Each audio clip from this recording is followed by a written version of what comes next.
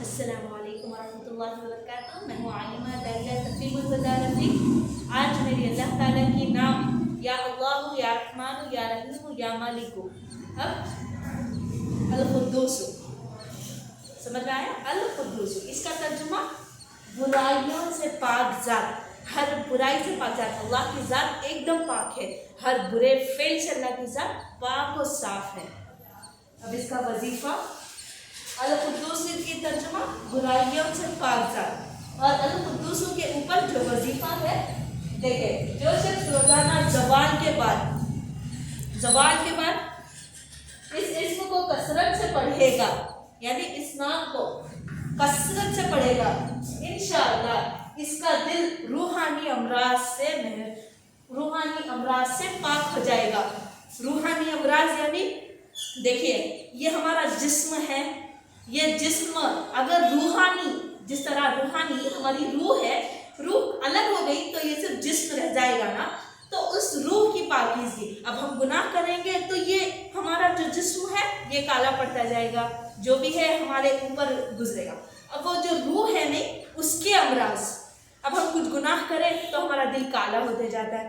ایسا ہمارے برے فعلوں سے روح کو بھی تکلیف ہوتی رہتی ہے.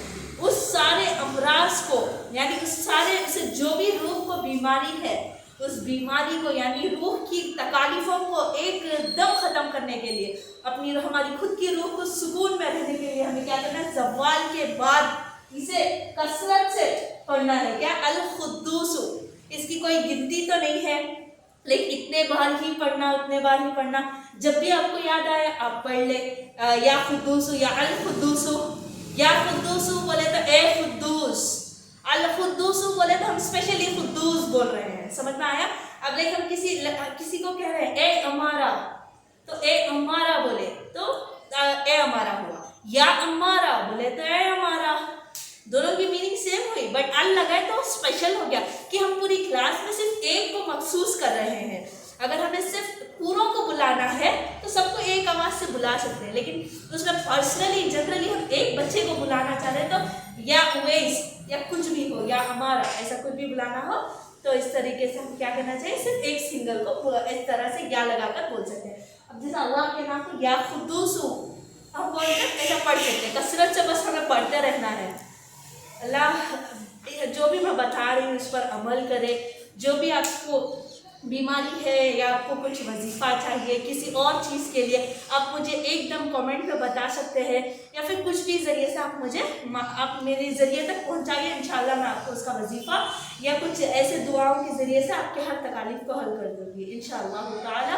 اللہ سے امید رکھیے، اللہ سے یقین رکھیے، اور اپنے سارے امراض اللہ سے کہیے. اپنے سارے دل کو تکلیف اللہ سے شیئر کریے، نہ کہ بندوں سے. اسی طرح سے جو بھی میں کہہ رہی ہوں عمل کیجیے. دیکھو سن تو ہر بندہ لیتا ہے، لیکن عمل صرف کون کرتا ہے؟ عمل صرف اللہ کا نیک بندہ کرتا ہے. تو اللہ کرے ہم تمام کو اللہ اپنا محبوب بندہ بنا لے. آمین ثم آمین. السلام علیکم ورحمۃ اللہ وبرکاتہ.